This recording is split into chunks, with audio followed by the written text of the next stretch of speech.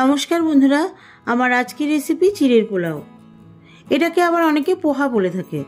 এই চিড়ের পোলাও রেসিপিটি আপনি ব্রেকফাস্ট অথবা সন্ধ্যের স্ন্যাক্স, এমনকি বাচ্চাদের টিফিন বক্সেও দিতে পারেন। চিড়ের পোলাওর জন্য 200 গ্রাম চিড়ে নিয়েছি। চিড়েটা আমি একবারই ভালো করে জল দিয়ে ধুয়ে নিয়েছি। চিড়ে বারবার ধুবেন না, 1 থেকে 2 বার ধুলেই যথেষ্ট।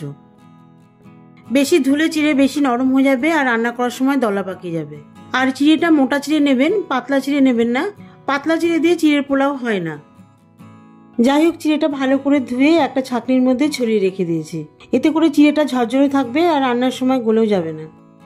এবারে চলুন রান্না করি। পোলাও রান্নার জন্য কড়াইয়ে প্রথমে ঘি দিয়ে দিচ্ছি।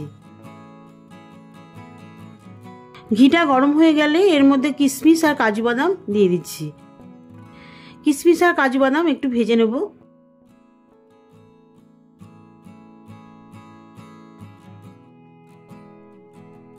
কিশমিশ আর কাজু বাদাম হালকা ভেজে তুলে নিচ্ছি।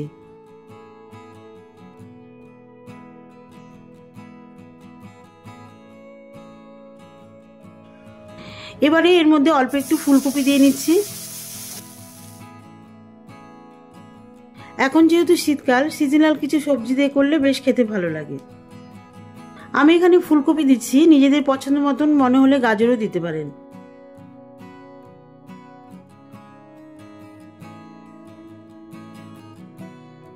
যাই হোক, ফুলকপিটাকে ভেজে তুলে নিচ্ছি। ফুলকপিটা ভেজে তুলে নেওয়ার পরে 1 টেবিল চামচ মতন আবারও ঘি দিয়ে দিচ্ছি। ঘিটা গরম হয়ে গেলে এর মধ্যে 1/2 চা চামচ মতন গোটা জিরে ফোড়ন দিয়ে দিচ্ছি। জিরেটা একটুখানি ভেজে নিচ্ছি।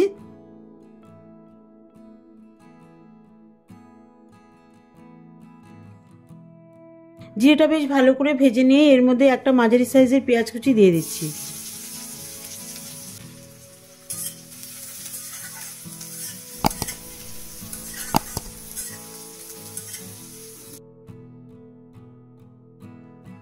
পেঁয়াজটা হালকা ভেজে নেওয়ার পরে এর মধ্যে খুব সামান্য পরিমাণ হলুদ গুঁড়ো দিয়ে দিচ্ছি।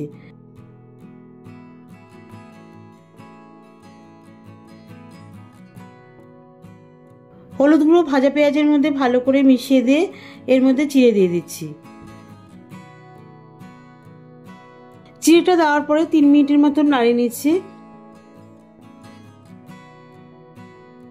চিড়েটা দেওয়ার পরে একটু সাবধানে নাড়াতে হবে, নয়তো চিড়েটা ভেঙে যেতে পারে।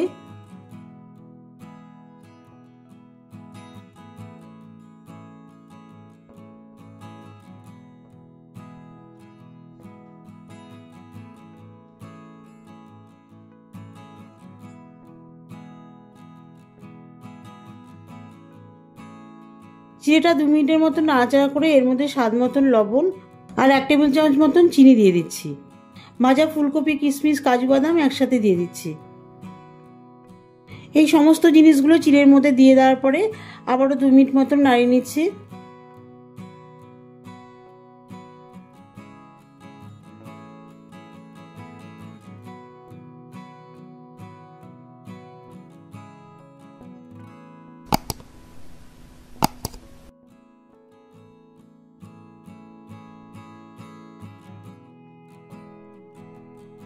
সবশেষে অল্প একটু কারি পাতা দিয়ে দিচ্ছি। কারি পাতা থেকে খুব সুন্দর একটা ফ্লেভার আসে। এর সাথে 4-5টা কাঁচা লঙ্কা কুচি দিয়ে দিচ্ছি। কারি পাতা আর কাঁচা লঙ্কা চিড়ের পোলাওয়ের মধ্যে বেশ ভালো করে মিশিয়ে দিচ্ছি। কারি পাতা দিচ্ছি, কারি পাতার মধ্যে খুব সুন্দর একটা ফ্লেভার আসে, যেটা পোলাওয়ের খেতে বেশ ভালো লাগে। বিশেষ করে চিড়ের পোলাওয়ের খেতে তো দারুণ লাগে। কাঁচা লঙ্কা দিচ্ছি, যাতে কাঁচা লঙ্কার হালকা ফ্লেভার আসে। যদি আপনারা বেশি স্পাইসি পছন্দ করেন, একটুখানি গোলমরিচের গুঁড়ো দিয়ে নিতে পারেন। কাঁচা লঙ্কা, কারি পাতা একসাথে ভালোভাবে মিশিয়ে দেওয়ার পরে সবশেষে 1 টেবিল চামচ মতন ঘি দিয়ে দিচ্ছি। পোলাওয়ের ক্ষেত্রে তো ঘি অবশ্যই দিতে হয়।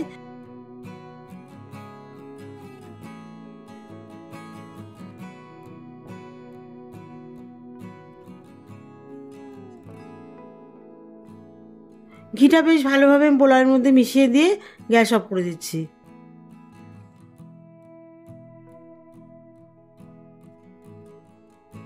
দেখুন কত সুন্দর ঝরঝরে পোলাও তৈরি হয়েছে। ঠিক এইভাবে আপনারা খুব অল্প সময়ের মধ্যে চিড়ের পোলাও বাড়িতে তৈরি করতে পারেন। বাচ্চাদের টিফিন বক্সে, নিজেরাও ব্রেকফাস্ট অথবা স্ন্যাক্স হিসেবে খাবেন, অসাধারণ লাগবে। দেখা হবে পরবর্তী ভিডিওতে নতুন কোনো রেসিপি নিয়ে। ভালো থাকবেন, সুস্থ থাকবেন, আর আমার চ্যানেলটিকে লাইক, কমেন্ট, সাবস্ক্রাইব ও শেয়ার করে আমার পাশে থাকবেন।